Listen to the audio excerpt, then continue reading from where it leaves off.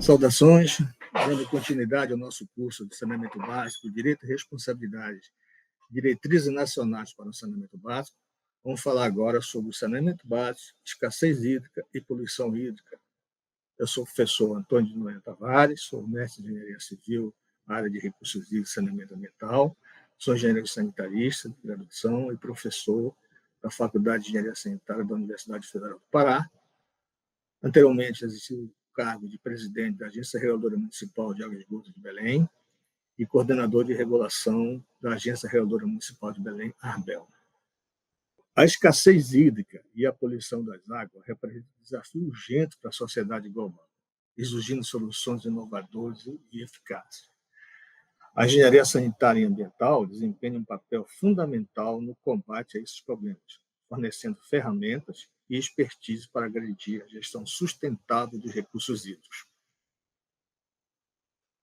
O saneamento básico tem uma estreita correlação, a ausência de saneamento básico tem uma correlação estreita com a escassez hídrica. Ela cria um ciclo vicioso de poluição, contaminação e esgotamento de recursos hídricos. E este vínculo se manifesta de várias maneiras. Então, a correlação da ausência de saneamento com a escassez hídrica começa com a poluição e contaminação, uma vez que, sem sistemas adequados de tratamento de esgoto, a contaminação de rios, lagos e lençol freático reduz a quantidade de água potável disponível. Ora, a redução de água potável disponível significa que a água fica escassa não somente para fins de usos nobres, como o abastecimento humano, mas por diversos usos que o ser humano necessita ter. A poluição de fonte de água aumenta o custo de tratamento, tornando inacessível para muitas comunidades.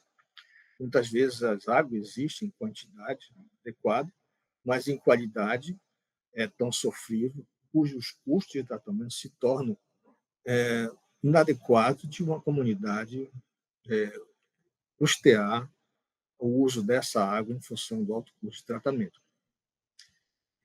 Outro aspecto relacionado com a ausência de saneamento e escassez hídrica é o esgotamento de fontes. Ora, se existe uma falta de saneamento, o que existe vai sobrecarregar os sistemas existentes, os poucos sistemas existentes, pois a mesma fonte é usada para consumo diversos, como agricultura, descarte de esgoto, etc. E esses diversos usos, muitas vezes, acabam havendo conflito entre esses diversos usos. E o que falta para um acaba também afetando, esgotando as fontes para outras finalidades. Essa prática intensifica a pressão sobre recursos hídricos, limitando e agravando sua escassez.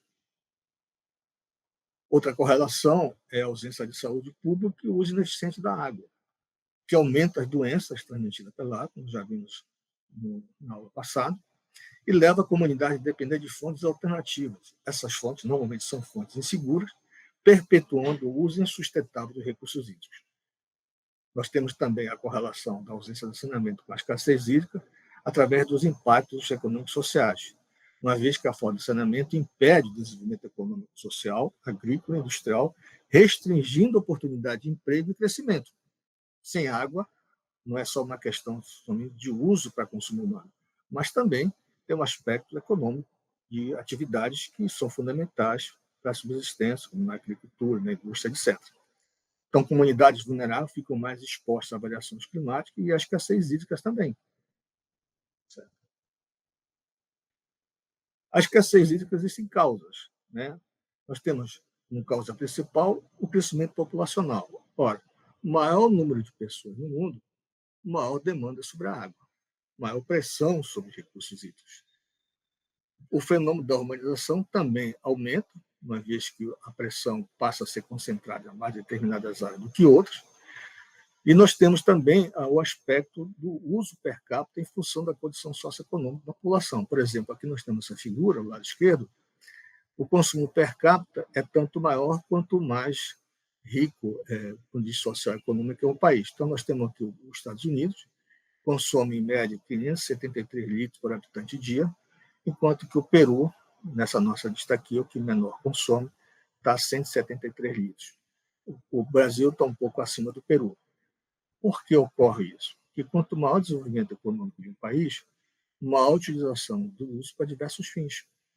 Além do que, países com menor desenvolvimento têm uma perspectiva de menor utilização adequada dos recursos hídricos. Muitas vezes, ele capta um determinado consumo, mas efetivamente o que é consumido é muito menor do que ele é consumido, em função do alto índice de perdas. Perdão. Então, nós temos as variações climáticas também, que faz com, por exemplo, nós temos recentemente aí, aconteceu no Rio Grande do Sul, inundações. Nós temos também em áreas que, por exemplo, na Amazônia, alguns locais que não se imaginava que teriam baixo nível de vazão dos rios, nós temos ocorrendo no Amazonas situações como essas. Nós temos o uso extensivo de água na agricultura, uma grande quantidade, preciso ver a racionalização desse uso, porque o mesmo manancial serve para vários usos, então não pode ter um uso preponderante de tal forma que comprometa o uso de de outra finalidade. E nós temos água na indústria. Então, observem que essas variações climáticas acabam alterando esses ciclos aqui. Nós temos também uma ausência de tecnologia de conservação da água. Embora já existem em alguns locais, elas precisam ser implementadas com mais eficiências e com políticas públicas voltadas para isso. Por exemplo, o reuso da água, técnica de reuso industrial e doméstico. Cada litro de água que nós vamos reutilizar é um litro de água que você deixa de captar na natureza. Portanto, diminui a pressão sobre o manancial. Então, se você reutiliza aquilo que chega ali afora, você está, então, contribuindo para a conservação e a utilização sustentável daquele recurso. Então, nós precisamos implementar tecnologias, dotar de políticas que estimulem esse tipo de uso. Por exemplo, a dessalinização de água. São tecnologias que poucos têm viabilidade econômica.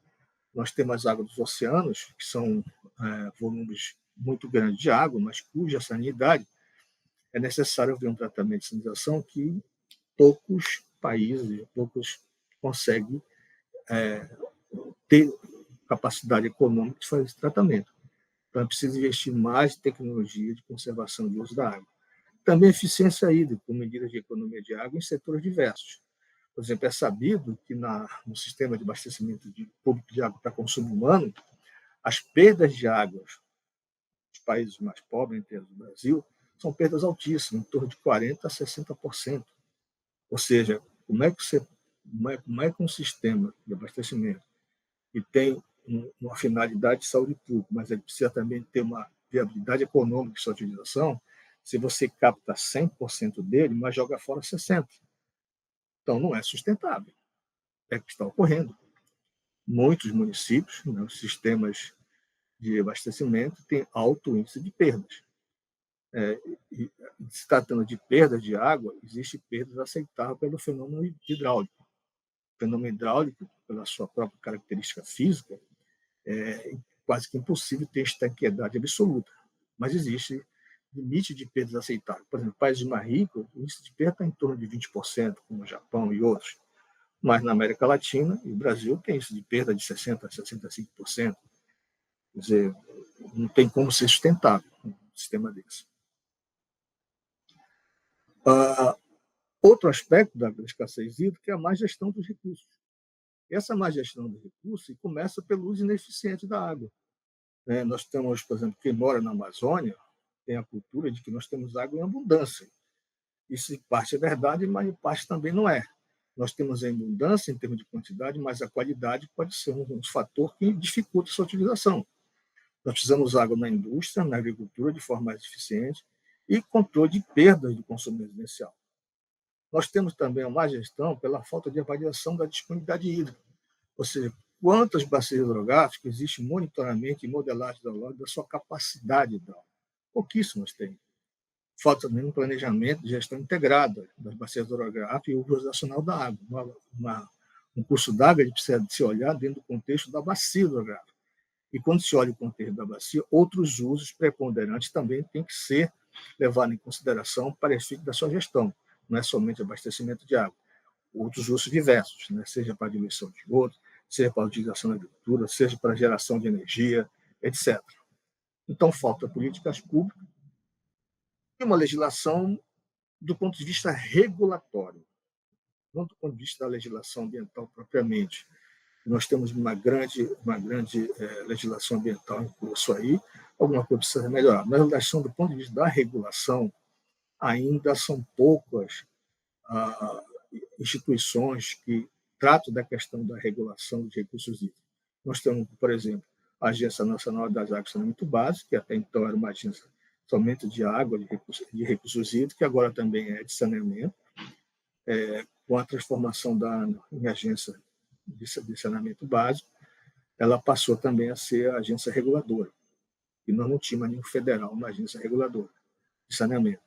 Nós temos o exemplo da DASA, que é a Agência Reguladora de Água e Energia e Saneamento Básico do Distrito Federal, que é uma agência que tem tido grandes resultados e tem uma boa experiência na regulação de recursos hídricos.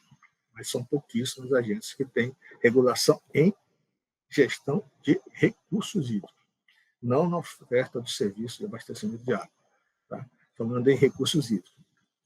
Nós temos também a ausência de estrutura de governança da água para a gestão integrada de recursos hídricos, e essa ausência de governança se traduz em falta de coordenação política, instituições e processos para garantir o uso sustentável da água, em diferentes níveis de governo, seja federal, estadual, municipal, em diferentes setores, seja na agricultura, na indústria e meio ambiente. Marcos regulatórios claros, que ainda precisa avançar nisso. A ANA está, inclusive, implementando isso, ela está iniciando esse processo regulatório. Mecanismo de financiamento sustentável, é preciso que realmente o uso da água seja um uso sustentável do ponto de vista econômico, e sistema de monitoramento e avaliação contínua. Temos que ter também participação do stakeholder de gestão de conflitos da água, ou seja, a parte interessada, as diversas partes interessadas têm que estar no contexto da gestão desses conflitos, de tal forma que temos um modelo de gestão colaborativo e descentralizado, ou seja, diversos segmentos, seja institucional, diversos níveis de governo, entre os diversos setores da produção e a população, tem que estar nessa gestão desses conflitos. Se falando em termos de água, vai sempre haver usos diversos que poderão estar em conflitos entre si. Então, falta instrumento de gestão. Quais são os instrumentos de gestão que têm contribuído para a escassez hídrica? Primeiro, plano de bacias. Poucas bacias hidrográficas no país têm seus planos. É preciso política tarifária e incentivo econômicos na utilização desses recursos. E nós temos ausência de estrutura institucional de mediação da resolução desse conflito. O conflito se resolve principalmente com mediação. E quais seriam essas estruturas? Os conselhos de bacias hidrográficas.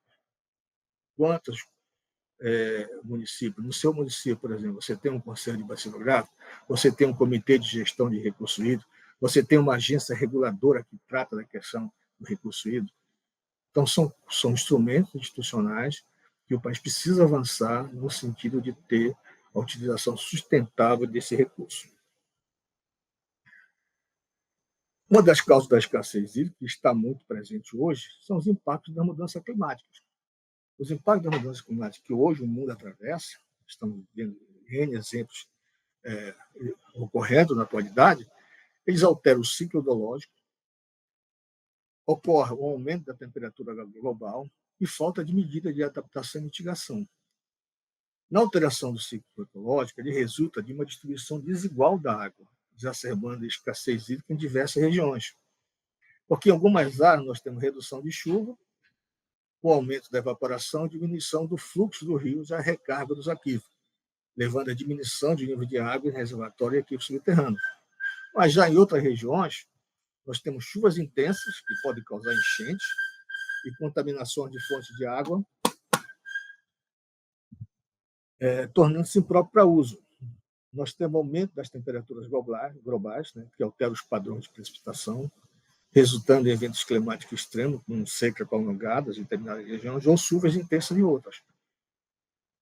Falta medida de adaptação e mitigação, como, por exemplo, implementação de sistema de coleta e armazenamento de água de chuva.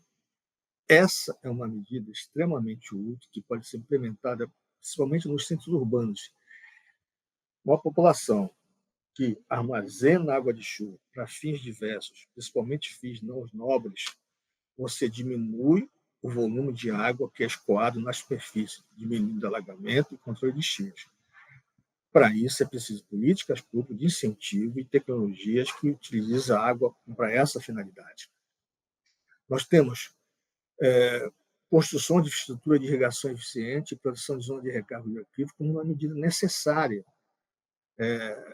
Você não pode simplesmente permeabilizar os centros urbanos, colocando asfaltos, né? De tal forma que não haverá como haver filtração dessa recarga dos aquíferos. Falta de mitigação da emissão de gases de efeito estufa, que contribui para o agravamento das mudanças climáticas e perpetua um ciclo de impacto negativo sobre o ciclo hidrológico. Quais são esses gases de efeito estufa? Nós temos dióxido de carbono, principalmente, o metano, óxido nitroso, gases fluorados diversos, né, que contribuem para aumentar, né, a temperatura que nós caracterizamos com o nome de efeito estufa.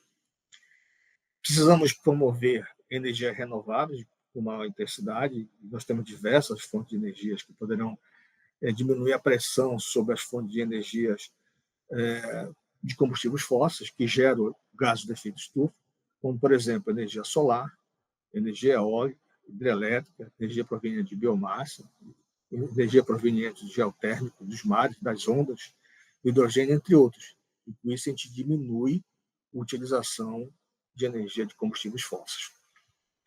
E reduzir o desmatamento para melhoria da eficiência energética. A necessidade de controle de desmatamento, você não só contribui para a diminuição, contribui para que haja um equilíbrio no ciclo hidrológico, né? Muitas vezes umas áreas de áreas verdes são áreas que conseguem ter uma qualidade de ciclo hidrológico que transmite para outras regiões favoráveis. E retirada dela, você tira, né, o que chamamos de rio voadores, né, que são transportados de determinadas áreas para as outras. Quais são os impactos da escassez hídrica? Praticamente nós já vimos, mas vamos fazer um resumo aqui. O impacto no saneamento, na saúde pública, no meio ambiente. No saneamento, a escassez hídrica pode levar à falta de acesso à água potável e ao saneamento inadequado. Então, nós temos aqui em regiões mais pobres, em que o acesso ao saneamento é muito precário, né? Então, essas imagens aqui são extremamente elucidativas. Na saúde pública, que aumenta o risco de doenças transmissíveis pela água e compromete também a higiene pessoal. A questão da água não é só uma questão da qualidade, mas também o acesso a ela. O pouco acesso a ela também traz risco de doença. Então, nós temos doenças aqui, por exemplo, como hepatite A, cólera, doenças diarreicas diversas. E no meio ambiente, a escassez hídrica degrada os ecossistemas, afeta a biodiversidade e reduz a disponibilidade de água existente. A poluição hídrica, nós temos fontes diversas, que vão desde fonte doméstica, industrial, agrícola, de mineração e, atualmente, os chamados poluentes emergentes. A fonte de poluição doméstica decorrente de esgotos não tratados que são lançados no meio ambiente, assim como resíduos sólidos. Então, esse material pode conter bactérias, vírus que vão poluir o meio ambiente, seja superficial, seja no solo, etc. O uso industrial também, tem determinadas indústrias que têm grande quantidade de matéria orgânica e produtos químicos e metais pesados que são lançados no meio ambiente indevidamente, sem tratamento adequado. A poluição agrícola, ocasionada pelo uso excessivo de fertilizante agrotóxico, além de práticas que contribuem para a erosão do solo, né, tirando a capacidade do solo de armazenar água e ser produtivo do ponto de vista agrícola. A mineração, que tem provocado o lançamento de rejeitos de sedimentos nos rios, contaminando e poluindo os cursos d'água. Os poluentes emergentes, ocasionados pelos microplásticos, e os produtos farmacêuticos e industriais, que são produtos que muitas vezes não têm correspondente na natureza. Os microplásticos, sabemos hoje que já estão presentes na cadeia alimentar, né? Muitas vezes o próprio ser humano pode estar consumindo alimentos que estão contaminados com microplásticos e nem se sabe ainda. Embora já exista estudo que demonstre que na cadeia alimentar esses microplásticos já estão presentes. O impacto da poluição hídrica ela ocorre como degradação da qualidade ambiental, ocasionando eutrofização, mortandade de peixe e proliferação de água. Ora, a eutrofização, pessoal, é um acúmulo de nutrientes, principalmente nitrogênio e fósforo, ocasionado principalmente pelo lançamento de esgoto, né, doméstico ou esgoto orgânico no curso d'água. Esses nutrientes fazem com que haja uma grande proliferação de biomassa.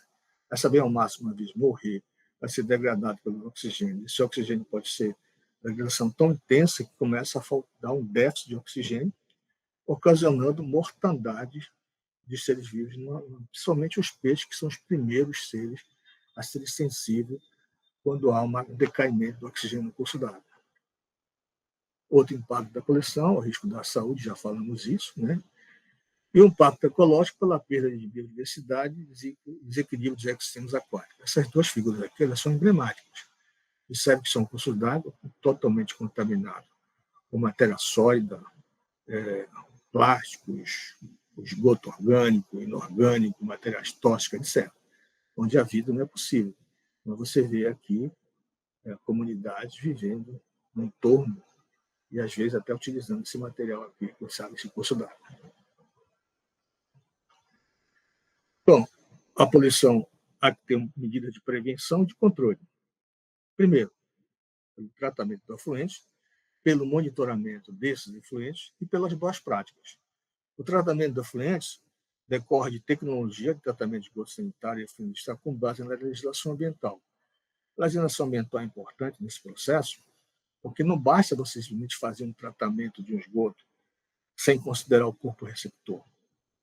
O nível de tratamento e a tecnologia de tratamento que é utilizado é proporcional à capacidade ambiental do corpo receptor de se autodepurar, de se autorregenerar. Então, não basta um tratamento qualquer. É preciso um tratamento que esteja adequado à capacidade de regeneração do corpo receptor. O monitoramento é a análise da qualidade da água e uso de bioindicadores para avaliar a poluição. Então, é preciso que, além de tratar, monitorar ao longo do tempo para verificar se não está havendo, né, nenhuma alteração na qualidade da água naquilo do que se espera. E as boas práticas é utilizar, por exemplo, fertilizante agrotóxico na agricultura com controle. Ainda você não pode deixar de utilizar em algum nível os fertilizantes agrotóxicos, mas é preciso utilizar com bom senso, melhorar a tecnologia, melhorar mais o estudo nesse sentido e, acima de tudo, um programa de educação ambiental permeando todos esses fatores. Você sabe que a educação ele é primordial em todas as ações. Se não houver educação, se não houver conscientização, não há como você pôr em prática medidas de prevenção e de controle de que nível for.